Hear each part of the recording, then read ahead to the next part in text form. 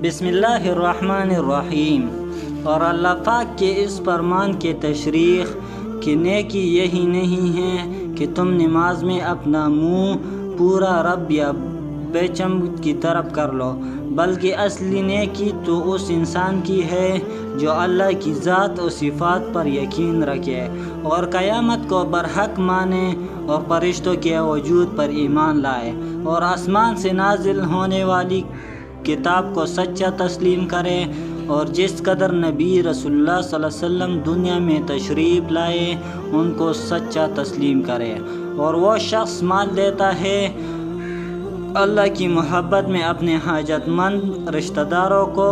اور نادر یتیموں کو اور دوسرے محتاج لوگوں اور تنگدست مسافروں کو اور لاچاری میں سوال کرنے والوں کو اور قیدی اور غلاموں کی گردن چھڑانے میں اور نماز کی پابندی کرتا ہو اور زکوٰۃ ادا کرتا ہو اور اپنے وعدوں کو پورا کرنے والے جب وہ کسی امر کی بابت وعدہ کریں، اور وہ لوگ جو صبر اور شکر کرنے والے ہیں، تنگدستی میں اور بیماری میں اور معرکہ جہاد میں، یہی لوگ وہ ہیں جن کو سچا مومن کہا جا سکتا ہے، اور یہی لوگ در حقیقت پرہیزگار ہیں۔ یقیناً ایمان والے کامیاب ہوں گے جو اپنی نمازوں میں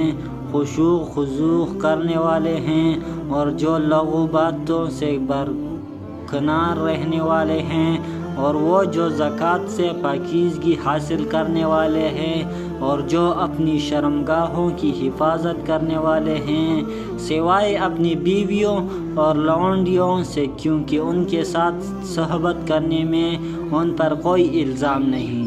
ہاں، جو ان کے علاوہ زنا یا لواط یا مشت زانی وغیرہ سے شہوت رانی کرے۔